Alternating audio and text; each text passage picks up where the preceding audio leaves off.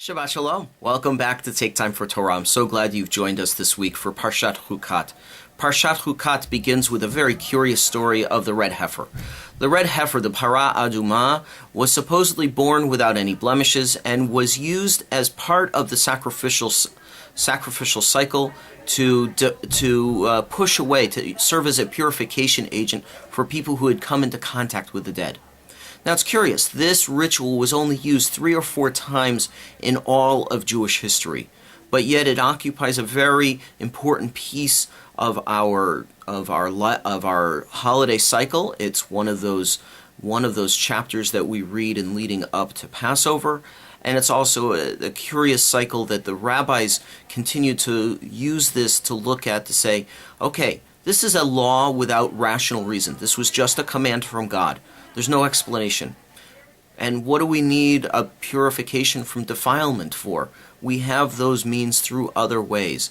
The mikveh, washing our hands when we leave the cemetery, all of that.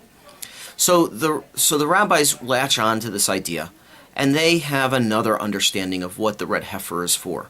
So in D'var Torah, which is a Hasidic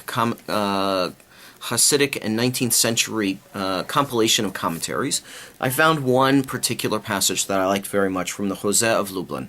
It says, wherein there is no blemish, and upon which there never came a yoke, talking about the red heifer at the very beginning of Parshat Hukkat, it teaches, if a Jew thinks that he has no blemish, that is, he is perfect, it shows that he has not truly accepted the yoke of the kingdom of heaven, and that is why he does not know about all his blemishes.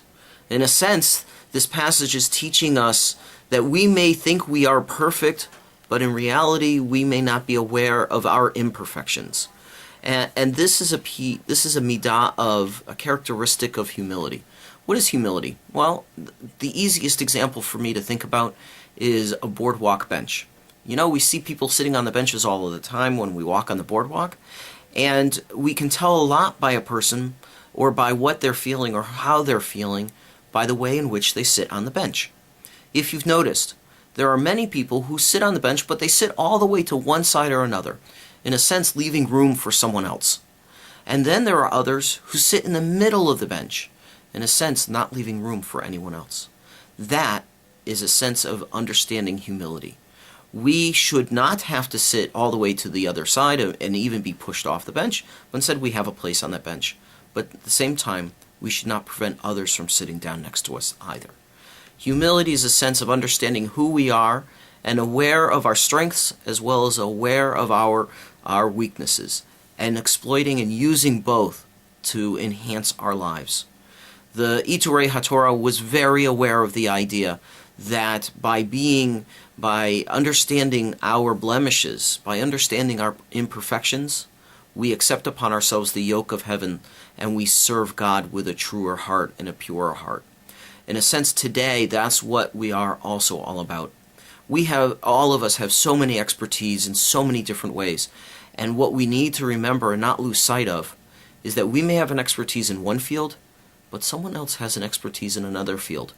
And through our humble spirits, accepting and listening to those who also know all about a particular subject or have an idea to help. You know, our job in this world is not to be all that we can be without finding and becoming independent upon each other. In a sense, it is what it means to become dependent upon each other and become interdependent, to help each other. You see, the strength in our world and the strength in humanity and in society is not what we can do by ourselves, but rather what we can do together as a team, as a community. So I encourage you this week to explore a little more for yourself what humility means for you, what it means to be aware of your strengths and what it means to be aware of your weaknesses, and in a sense understand all of us have blemishes. But when we serve God and when we serve the community, those blemishes become an advantage, and the strengths that we have help the community. I wish you a wonderful Shabbat, and I wish you a wonderful week. The upcoming week afterwards is July 4th, so as we celebrate this, the anniversary of the independence, remember that the United States came into being not because of one man, but because of an entire nation of people working together for the greater good in the pursuit of freedom and liberty and the pursuit of happiness. Shabbat Shalom.